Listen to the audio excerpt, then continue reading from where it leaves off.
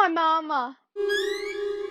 This was the cry of 14-year-old Desiree Becton, who in the summer of 2015 was thrown to the ground as well as physically and verbally assaulted by Corporal Eric Casebolt after she refused to leave her friends at the mercy of this law enforcement officer in McKinney, Texas.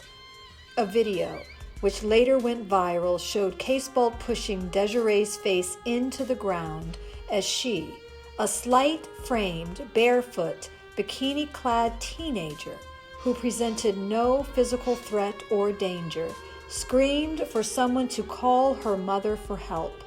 The video showed Casebolt grinding his knee into her bare skin and restraining her by placing the full weight of his body onto hers. The incident was violent and reeked of sexual assault overtones that were later deemed inappropriate, out of control, and inconsistent with the police department's policies, training, and articulated practices. My name is Zinzile Daniels. I am a young Black woman living in America. This is her story, but it could have been me. And it is the story of so many others.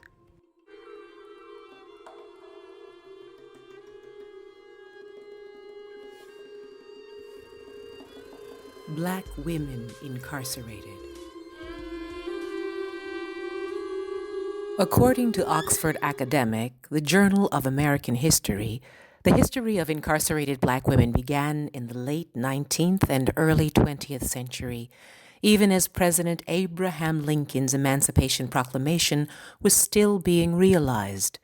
Black women and families suffered with the issue of poverty, causing some Black women to rely on sex work. The police routinely arrested Black women for sex work, as well as for domestic disputes. Note, the women, not the men, were arrested.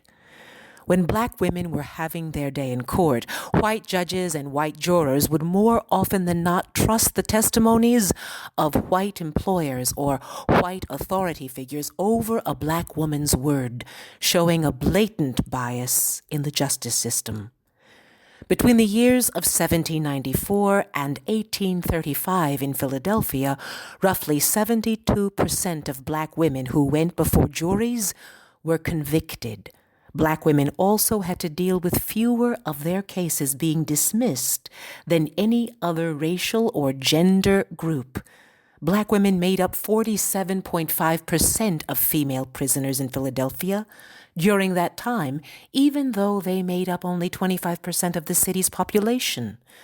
Black men accounted for only 29% of male prisoners. Both African American male and female convicts were disproportionately represented at a higher rate.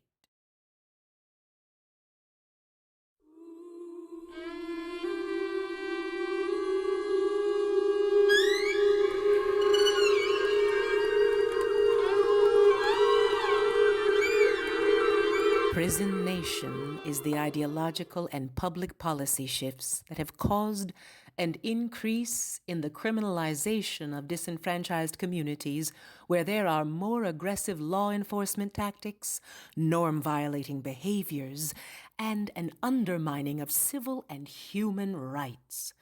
Black women deal with the issue of not having the same amount of power compared to other groups of women.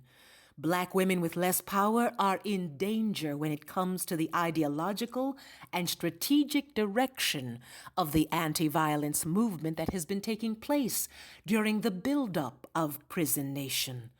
Black women in low-income communities are in greater danger than ever. Dealing with the issue of domestic violence places women, but specifically Black women, in alarming environments when a certain number of African American women deal with domestic violence in their own home.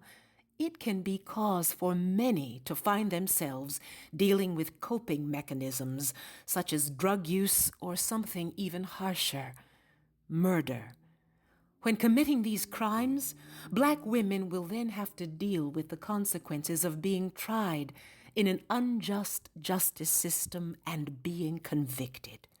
There needs to be an approach to this issue that must be about addressing social, economic, cultural, and justice-based changes that allow black women to be treated equally and fairly under the law.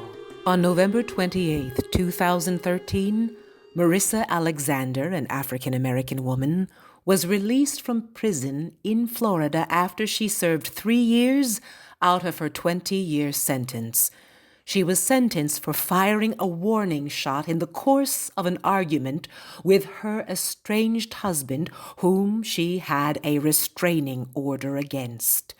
Her judge, James H. Daniel, overturned her conviction, denying her request for a new hearing under Florida's Stand Your Ground law.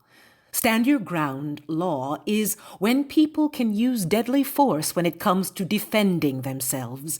He denied her a hearing even when warning shots fit in the category of the Stand Your Ground law. Alexander's case mirrors the legacy of black women being excluded from laws that are meant to protect them.